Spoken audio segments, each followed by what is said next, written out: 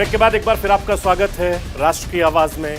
हिंदुस्तान आगे बढ़ रहा है, हिंदुस्तान के लोग पैसा कमा रहे हैं, पैसा बढ़ रहा है, देश की अर्थव्यवस्था मजबूत हो रही है। इसकी वजह से तमाम तरह के बदलाव हम अपने आसपास देख सकते हैं। ग्लोबल इकोनॉमिक से जुड़ी देश की अर्थव्यवस्था और इसकी वजह से देश के लोगों का विदेशों से संपर्क बहुत तेजी से बढ़ रहा है। विदेश आना जाना हिंदुस्तानियों के लिए आम बात हो गई है। मैं आपको यह बताना चाहता हूं कि बेहतर कम्युनिकेशन और कनेक्टिविटी पूरी दुनिया को करीब ला रही है। इसका बड़ा असर हिंदुस्तानी समाज पर भी दिख रहा है। बड़ी तादाद में लोग विदेशों में बसने लगे हैं। बेहतर जिंदगी की तलाश में दुनिया के अलग अलग देशों में बसने जा रहे हैं। मैं राष्ट्र की आवाज की एक खास रिपोर्ट आपको दिखा दूं।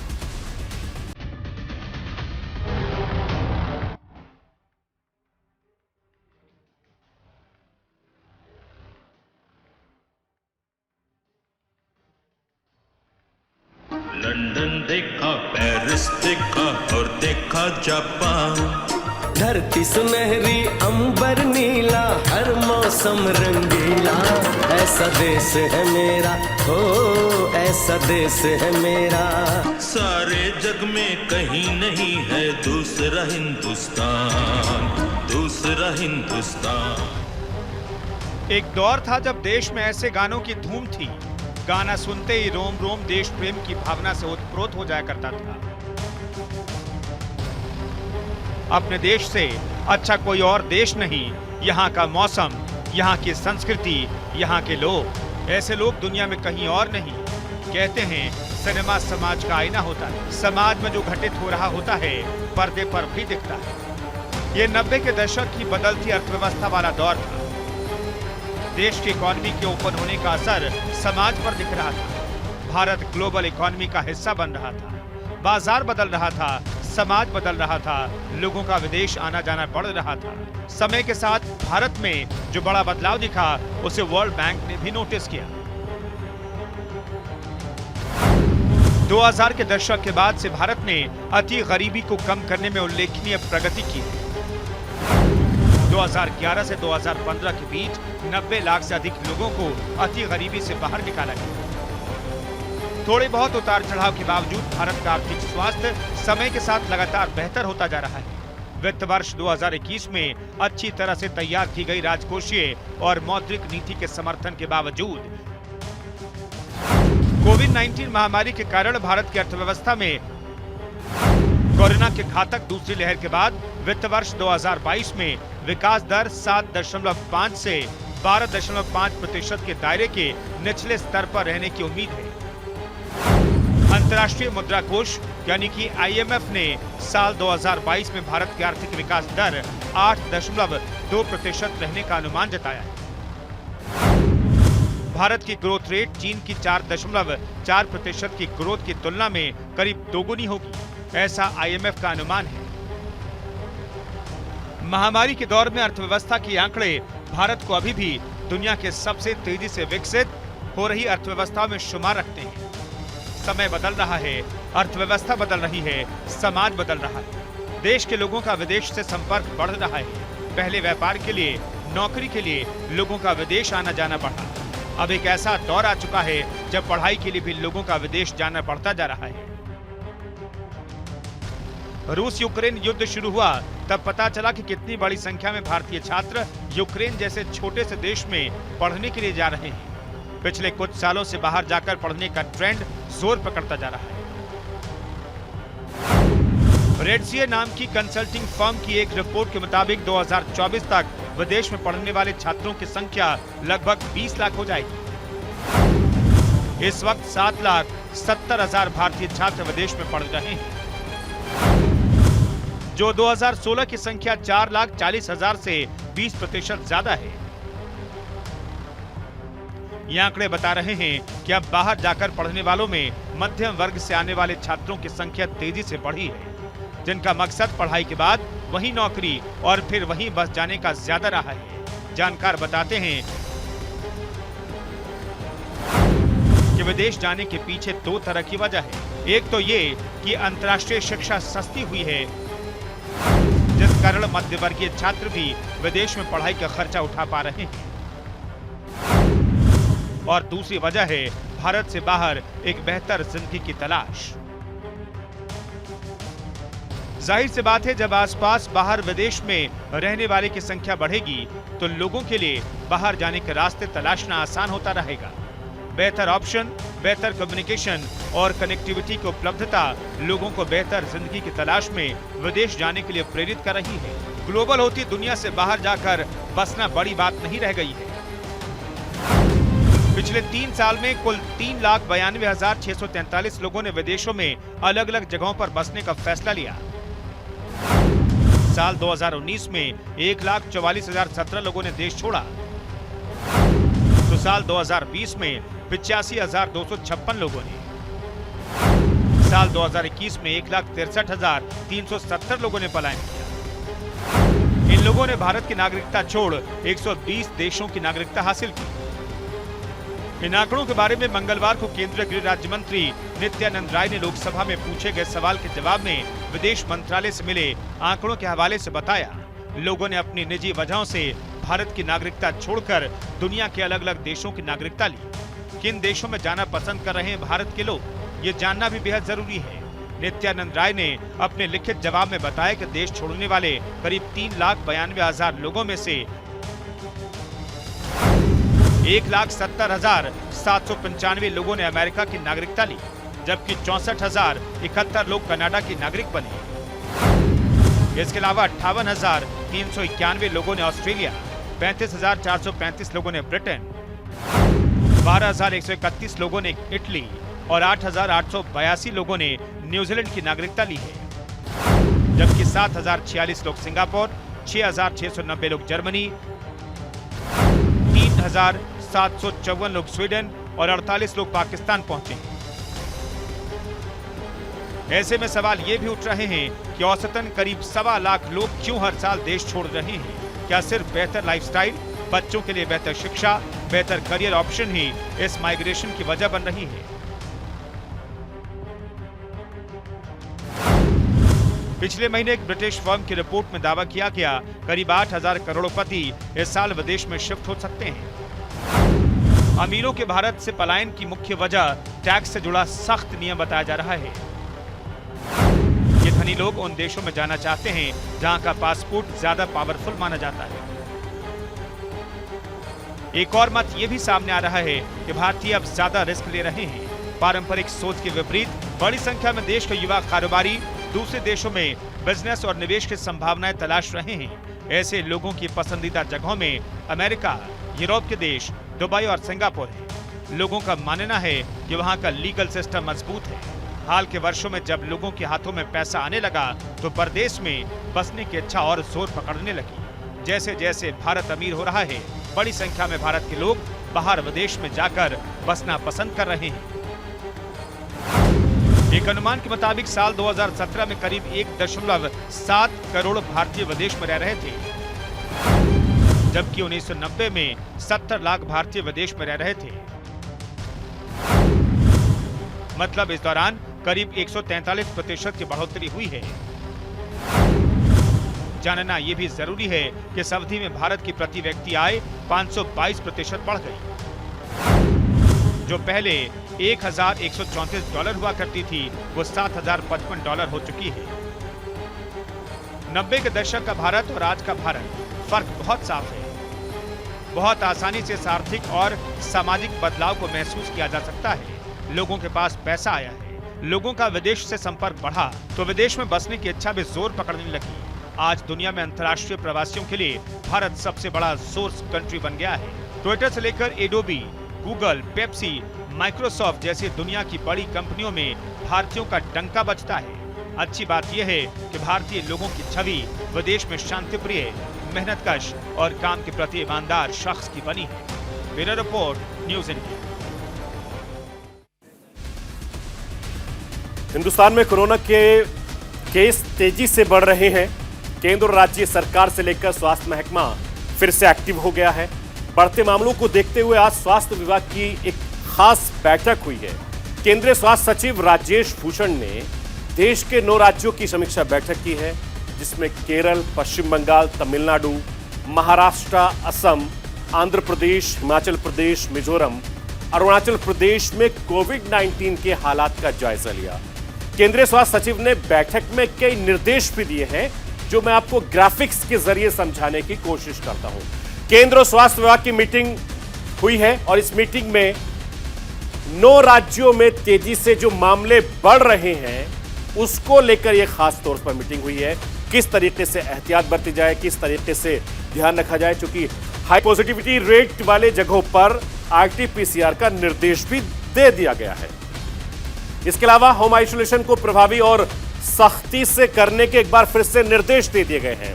वैक्सीनेशन में तेजी से बढ़ोतरी की बात कही गई है और तमाम तरह के जो एहतियात हैं उनका ध्यान देने की जरूरत है, क्योंकि कोरोना जो है बहुत तेजी से भी बढ़ रहा है और आने वाले वक्त में ये कोरोना का जो कहर है वो कम होने का नाम नहीं ले रहा है। कोरोना फिर से हिंदुस्तान में पैर पसारने लगा है। हिंदुस्तान के 6 राज्यों में कोरोना के केसों में बहुत तेजी से इजाफा हो रहा है। हिंदुस्तान के कई राज्यों में कोरोना पॉजिटिविटी का जो रेट है वो 10% से ज्यादा हो गया है। और मैं आपको ये बताना चाहता हूं और सावधान करना चाहता हूं कि पूरी दुनिया ने कोरोना की कई लहर देख ली है।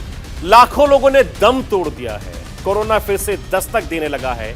इसको हल्के में लेने की जरूरत नहीं है। इसलिए आपको, आपके परिवार को, बच्चों को खासतौर से सावधान रखने की जरूरत है, क्योंकि कोरोना एक बार फिर से पैर पसार रहा है।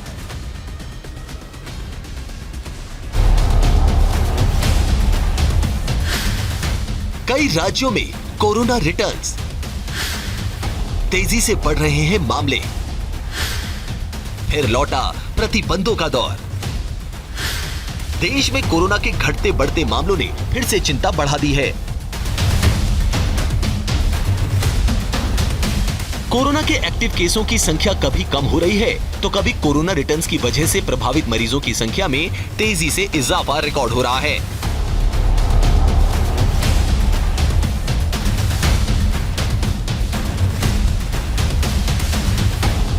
देश में एक बार फिर से कोरोना मरीजों की संख्या में इजाफा होने लगा है।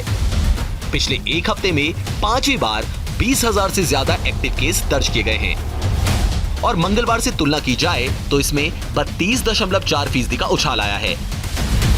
यानी लोगों को सावधान रहने की जरूरत है, क्योंकि एक बार फिर से कोरोना तेजी से पैर पसारना शुरू कर रहा है। 6 राज्यों में रोजाना 1000 से ज्यादा मामले आ रहे हैं, जिनमें महाराष्ट्र सबसे ऊपर है। कोरोना से सबसे ज्यादा प्रभावित राज्य महाराष्ट्र में 2279 कोरोना संक्रमित मिले। उसके बाद पश्चिम बंगाल में मरीज दिखे, यहां पर 2243 मामले आए हैं। फिर नंबर दक्षिणी राज्य तमिलनाडु का है, यहां पर 2142 कोरोना मरीज दिखे। पंजाब में 1941, केरल में 1857 और कर्नाटक में 1151 मामले सामने आए। देश में केवल 6 राज्यों में 56% से ज्यादा मामले आ रहे हैं और उनमें से सिर्फ महाराष्ट्र से 11% ज्यादा मामले आए हैं। पिछले 4 दिनों के आंकड़ों पर नजर डालें तो एक दिन को छोड़कर बाकी सभी दिन 2000 से ज्यादा कोरोना संक्रमित मिले। नजर डालते हैं महाराष्ट्र के आंकड़ों पर। 20 जुलाई को महाराष्ट्र में 2279 मामले सामने आए, तो 19 जुलाई को 1111 आंकड़े दर्ज किए गए थे। 18 जुलाई को 2186 मामले आए थे। वहीं 17 जुलाई को 2382 लोग संक्रमित पाए गए थे। राजधानी दिल्ली में कोरोना केस ट्रिपल डिजिट में सामने आ रहे हैं। कोरोना का जो ट्रेंड दिख रहा है वो दिल्ली वासियों को खतरे का संकेत दे रहा है। संक्रमण दर यानी पॉजिटिविटी रेट में इजाफा हुआ है। हफ्ते दर हफ्ते के आंकड़ों का विश्लेषण करें तो पता चलता है कि इसमें उछाल के संकेत हैं। करीब 1 महीने पहले दिल्ली में कोरोना के रोजाना 1500 मामले आ रहे थे। तब 4 जिले रेड जोन में थे। हालांकि बाद में इसमें गिरावट देखी गई, मगर अब एक बार फिर से आंकड़ों पर नजर डालें तो इसमें इजाफा दिख रहा है। दिल्ली के कोरोना ग्राफ पर नजर डाली जाए तो पूर्वी दिल्ली में 28 जून से 4 जुलाई के बीच 9.52% मामले आए थे।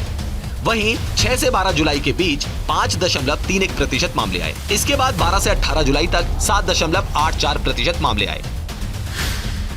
वहीं अगर दक्षिण दिल्ली की बात की जाए तो 28 जून से 4 जुलाई तक 8.28%, 6 से 12 जुलाई तक 5.92%, 12 से 18 जुलाई तक 6.59%। मध्य दिल्ली की बात करें तो 28 जून से 4 जुलाई तक 7.54%, 6 से 12 जुलाई तक 5.36% और 12 से 18 जुलाई तक 6.05%। अब बात दक्षिण पश्चिम दिल्ली की करते हैं। यहाँ 28 जून से 4 जुलाई तक 5.95%, 6 से 12 जुलाई तक 3.69%, 12 से 18 जुलाई तक 4.62%।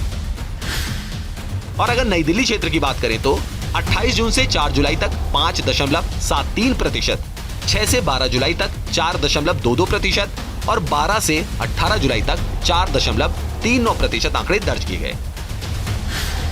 वैसे तो दिल्ली के सभी जिलों में पॉजिटिविटी रेट में इजाफा हुआ है, लेकिन 3 जिले ऐसे हैं जो ऑरेंज जोन में हैं। इनमें ईस्ट दिल्ली सबसे ऊपर है, इसके बाद साउथ और सेंट्रल दिल्ली है। कोरोना के बढ़ते मामलों की वजह से प्रतिबंधों का दौर फिर से शुरू हो गया है। जम्मू कश्मीर में फेस मास्क को प्रशासन ने मस्त कर दिया है, यानी अब सार्वजनिक जगहों पर मास्क नहीं लगाने पर आर्थिक सजा मिल सकती है।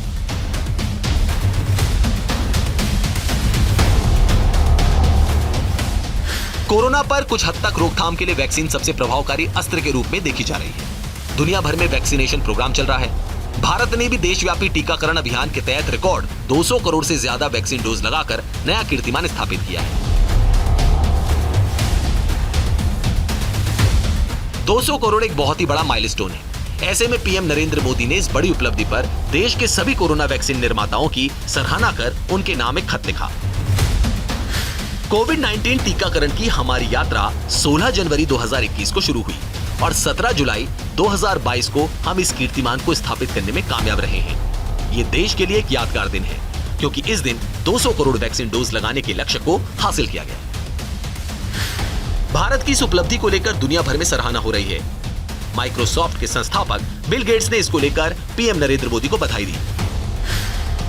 बिल गेट्स ने ट्विटर पर लिखा, कोरोना की रोकथाम के लिए 200 करोड़ टीकाकरण के एक और माइलस्टोन को पाने के लिए पीएम नरेंद्र मोदी को बधाई। हम भारतीय वैक्सीन निर्माताओं और भारत सरकार के साथ कोविड-19 के प्रभाव को कम करने के लिए हमारी निरंतर साझेदारी के लिए आभारी हैं। कोरोना पर पूरी तरह से ब्रेक कब लगेगा, फिलहाल इस पर कुछ भी नहीं कहा जा सकता। हालांकि कोरोना की दवा और वैक्सीन को लेकर लगातार रिसर्च जारी है। लेकिन इसी बीच देश में मंकी पॉक्स की एंट्री ने टेंशन बढ़ा दी है।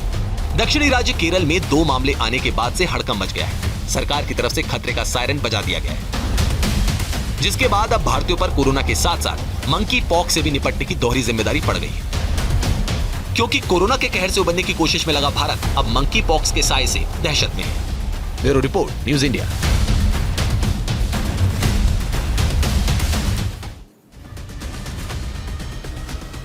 और कोविड की रोकथाम के लिए सख्त उपाय करने वाले ऑस्ट्रेलिया में हालत गंभीर हो रहे हैं। करीब 2.5 करोड़ की आबादी वाले देश में वैक्सीन के दोनों डोज के बाद दूसरा बूस्टर डोज भी लगाया जा चुका है। बावजूद इसके हालात फिर भी बेकाबू हैं। मैं आपको ग्राफिक्स के जरिए ऑस्ट्रेलिया के हालात के बारे में समझाने की कोशिश करता हूं। रोजाना 38,000 केस ऑस्ट्रेलिया में आ रहे हैं। सोचिए आप कि सबसे ज्यादा है ओमिक्रॉन के 2 सब वेरिएंट का कहर इस वक्त ऑस्ट्रेलिया में देखा जा सकता है। जबरदस्त लोगों में डर है। 65% से ज्यादा मामले सब वेरिएंट से प्रभावित हैं। इसके अलावा अब तक 10,719 लोगों की मौत ऑस्ट्रेलिया में कोरोना की वजह से हो चुकी है। इस साल 8,351 लोगों की मौत हो गई थी कोरोना में और लगातार अस्पताल में बेड कम पड़ रहे हैं। ये हालात ऑस्ट्रेलिया के हैं। साउथ ऑस्ट्रेलिया में एम्बुलेंस सेवा चरमराई गई है, क्योंकि एम्बुलेंस कम पड़ गई हैं। एम्बुलेंस सेवा के ज्यादातर कर्मचारी कोरोना प्रभावित हो रहे हैं और लोगों में दहशत अभी भी बनी हुई है।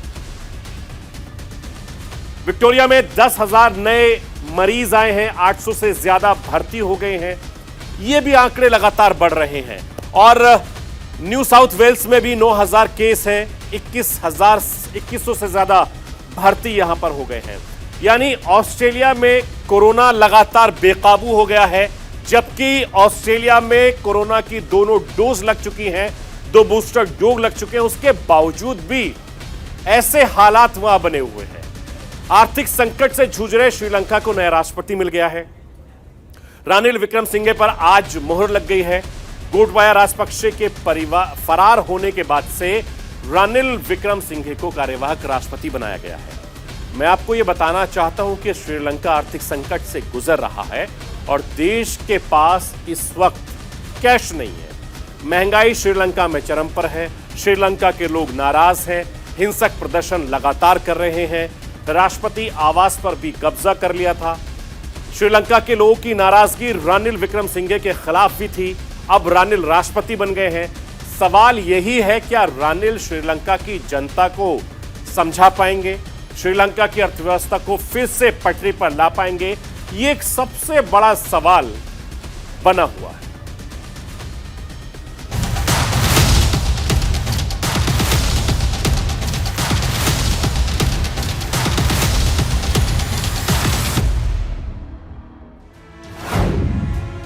श्रीलंका को मिल गया नया राष्ट्रपति। रानिल विक्रमसिंघे चुने गए राष्ट्रपति। ट्रायंगुलर कॉन्टेस्ट में मिली बड़ी जीत। श्रीलंका को बदहाली से उबार पाएंगे रानिल। रानिल विक्रमसिंघे आर्थिक तौर पर दिवालिया हो चुके श्रीलंका के नए राष्ट्रपति चुन लिए गए। उन्हें 134 वोट मिले। राष्ट्रपति पद के सबसे मजबूत दावेदार माने जा रहे दुलस अलपुरुमा को 82 वोट मिले, जबकि तीसरे उम्मीदवार अनुराग कुमारा दिशानायके को महज 3 वोट मिले। 225 संसदीय सदन में जादुई आंकड़ा छूने के लिए 113 का समर्थन चाहिए था। रानिल विक्रमसिंघे को बहुमत से 21 वोट ज्यादा मिले। रानिल विक्रमसिंघे इस जीत के साथ देश के नए राष्ट्रपति चुन लिए गए।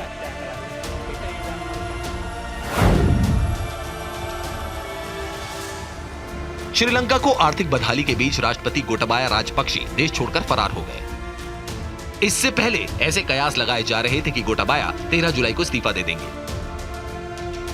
ऐसे में प्रदर्शन के बीच 13 जुलाई को प्रधानमंत्री रानिल विक्रमसिंघे को कार्यवाहक राष्ट्रपति नियुक्त किया गया। वहीं चुपके से गोटबाया मालदीव से 14 जुलाई को सिंगापुर पहुंचे और राष्ट्रपति पद से इस्तीफा दे दिया। ऐसे में गोटबाया के बदले में राष्ट्रपति का चुना जाना बेहद जरूरी था, वरना श्रीलंका आर्थिक खस्ताहाल के साथ संवैधानिक संकट के दौर से गुजरता। 15 जुलाई को श्रीलंका की संसद के नए सत्र और 20 जुलाई को नए राष्ट्रपति के चुनाव का ऐलान हुआ। ऐसे में 44 साल बाद पहली बार संसद में प्रत्यक्ष रूप से राष्ट्रपति का चुनाव हुआ, जिसमें देश की जनता ने भाग नहीं लिया। जनता के चुने प्रत्याशियों ने वोट डाला और रानिल विक्रमसिंघे राष्ट्रपति चुने गए। 1978 के बाद पहली बार देश में जनादेश के माध्यम से नहीं, बल्कि राष्ट्रपति का चुनाव सांसदों के सीक्रेट वोट के माध्यम से हुआ।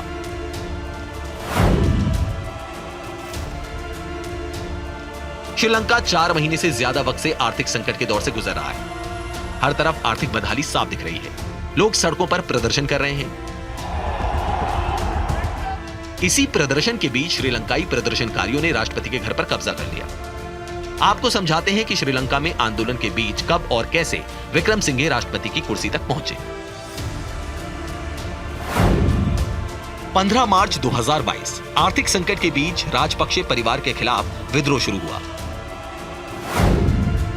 श्रीलंकाई सरकार ने खाद्य सामग्री पर इमरजेंसी लगाई। 2 अप्रैल 2022 राष्ट्रपति गोटाबाया के आवास के बाहर हिंसक प्रदर्शन। श्रीलंका में इमरजेंसी का ऐलान। 4 अप्रैल 2022 महिंदा राजपक्षे के बेटे नमल समेत 26 मंत्रियों ने इस्तीफा दिया। 6 मई 2022 पुलिस और प्रदर्शनकारियों में हिंसक झड़प। दोबारा आपातकाल लगा। 9 मई 2022 महिंदा राजपक्षे ने प्रधानमंत्री के पद से इस्तीफा दिया। राष्ट्रपति गोटाबाया ने रानिल विक्रमसिंघे को प्रधानमंत्री बनाया। 5 जुलाई 2022 पीएम रानिल विक्रमसिंघे ने श्रीलंका को दिवालिया घोषित कर दिया। 9 जुलाई 2022 प्रदर्शनकारियों ने राष्ट्रपति गोटाबाया के सरकारी आवास पर कब्जा किया। सरकारी आवास छोड़कर फरार हुए राष्ट्रपति गोटाबाया। 9 जुलाई 2022 प्रदर्शनकारियों ने पीएम रानिल विक्रमसिंघे के घर में आग लगाई। 11 जुलाई 2022 संसद का नया सत्र 15 जुलाई को बुलाया गया, जिसमें 20 जुलाई को राष्ट्रपति चुनाव कराने पर सहमति बनी। 13 जुलाई 2022 रानिल विक्रमसिंघे देश के कार्यवाहक राष्ट्रपति नियुक्त किए गए। प्रदर्शन के उग्र होने पर देश में इमरजेंसी लगा दी गई। 14 जुलाई 2022 राष्ट्रपति गोटाबाया मालदीव से सिंगापुर पहुंचे। राष्ट्रपति पद से गोटाबाया ने इस्तीफा दिया। 15 जुलाई 2022 रानिल विक्रमसिंघे ने कार्यवाहक राष्ट्रपति का पदभार संभाला। 20 जुलाई 2022 प्रदर्शन के बीच रानिल विक्रमसिंघे राष्ट्रपति चुनाव जीते। ऐसे में कहा जा सकता है कि रानिल विक्रमसिंघे श्रीलंका की आर्थिक तंगहाली के बीच सशक्त तरीके से उभरे और राष्ट्रपति चुनाव में भारी जीत हासिल की।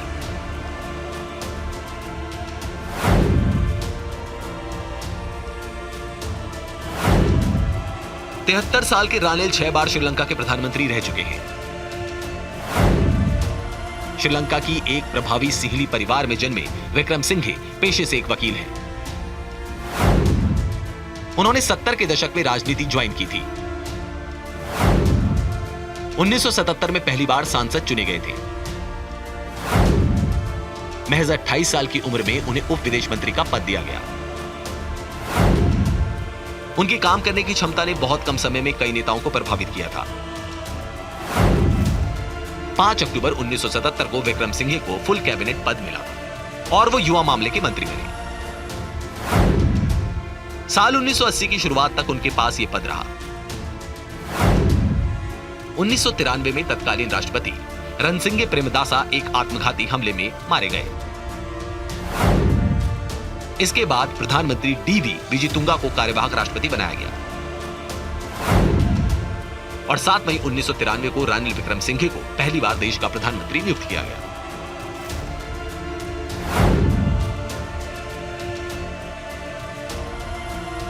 रानिल विक्रमसिंघे के राष्ट्रपति चुनाव जीतने के बाद श्रीलंका के कोलंबो में प्रदर्शन जारी है, क्योंकि प्रदर्शनकारियों का मानना है कि रानिल के राजपक्षे परिवार से करीबी संबंध है। ऐसे में उनके लिए देश को यह समझाना होगा कि वो देशवासियों के हितों का ख्याल कैसे रखेंगे। इतना ही नहीं, उन्हें गोटाबाया के आर्थिक बदहाली तक पहुंचाने वाले रास्ते पर जल्द विराम लगाना होगा। साथ ही चीन की तरफ श्रीलंकाई झुकाव पर भी तेजी से लगाम लगानी होगी। चीन ने श्रीलंका को भारी भरकम कर्जा दिया, इसे लेकर भी सख्त आर्थिक नीति बनानी होगी, क्योंकि रानिल शुरू से ही भारत के दोस्त रहे हैं। करीब 2 दशकों से श्रीलंका की सत्ता पर काबिज रहे महिंदा राजपक्षे ने भारत की बजाय चीन को ज्यादा अहमियत दी। उनके कार्यकाल में चीन ने श्रीलंका के कई बड़े प्रोजेक्ट खड़े किए।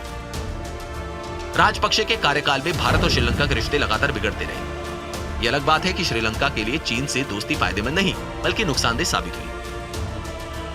इन सब के बीच आर्थिक कंगाली में भारत श्रीलंका के साथ हमेशा खड़ा रहा। लिहाजा रानिल को भारत के साथ कंधे से कंधे मिलाकर काम करना होगा, क्योंकि भारत से अच्छा दोस्त श्रीलंका को नहीं मिलने वाला। इस बात को रानिल विक्रमसिंघे अच्छी तरह से समझते हैं। Bureau report, news India. तो ये थी राष्ट्र की आवाज। बाकी खबरों के लिए आप बने रहिए न्यूज इंडिया के साथ।